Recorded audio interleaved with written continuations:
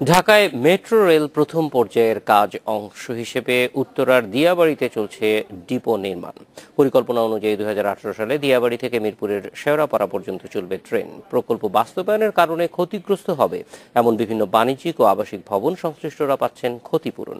ঝুঁকিপূর্ণ এলাকায় ক্ষুদ্র ও ভাসমান ব্যবসায়ীরাও আছেন এই তালিকায়। দিয়াবাড়িতে স্যান্ড অ্যান্ড ডাইনামিক কমপ্লিকশন পাইলিং পদ্ধতিতে চলছে মেট্রো রেল ডিপোর নির্মাণ। গেল বছরের জুনে শুরু হওয়া পাইলিংয়ের কারণে ডিপোর জন্য নির্ধারিত জায়গার বাইরে 18 মিটার পর্যন্ত এলাকা ভূকম্পন হচ্ছে, আর এতে ঝুঁকিতে পড়েছে 7টি আবাসিক ও বাণিজ্যিক ভবন। উত্তরার মাইলস্টোন স্কুল অ্যান্ড কলেজের বাণিজ্য শাখার 3 তলা এই ভবনও রয়েছে ঝুঁকিপূর্ণ এলাকার মধ্যে। এ কারণে ক্লাস বন্ধ রেখে ভাঙা হচ্ছে ভবনটি। অস্থায়ী ভিত্তিতে শিক্ষা কার্যক্রম অন্য ভবনে সরিয়ে নিয়েছে কলেজ কর্তৃপক্ষ। আর এই ক্ষতিপূরণে প্রতিষ্ঠানটিকে 4 কোটি 73 লক্ষ টাকা দিয়েছে মেট্রো রেল প্রকল্পে মূল অর্থায়নকারী জাপানের আন্তর্জাতিক সহযোগী সংস্থা জাইকা। টাকার পিছনে যে ঘোরাঘুরি করতে হয় এই জিনিসটা এখানে নাই।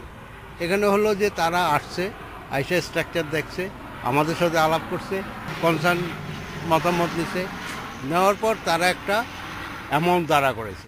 ঝুঁকিপূর্ণ এলাকাকে 3 ভাগে ভাগ করেছে প্রকল্প কর্তৃপক্ষ। এর মধ্যে ডিপো এবং ডিপো থেকে 18 মিটার পর্যন্ত এলাকা ভূকম্পন ঝুঁকিপূর্ণ এবং এর বাইরে 78 মিটার পর্যন্ত রয়েছে পর্যবেক্ষণ এলাকা। পর্যবেক্ষণ এলাকার ভবন আপাতত ভাঙা না হলেও কাজ চলার প্রায় 3 মাস সেখানে কেউ থাকতে পারবেন না, আর এজন্য দেয়া হচ্ছে ক্ষতিপূরণ।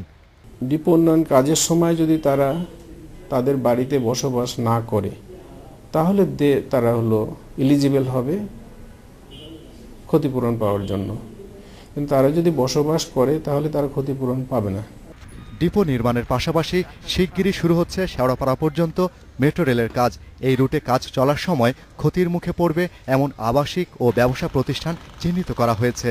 প্রকল্প সংশ্লিষ্টরা বলছেন, বাসাবাড়ি এলাকার ভাসমান ক্ষুদ্র ব্যবসায়ী এমনকি দোকানের কর্মচারীরাও পাবেন 6 মাসের উপার্জনের সমপরিমাণ ক্ষতিপূরণ। Shahriar Anirban, independent news, Dhaka.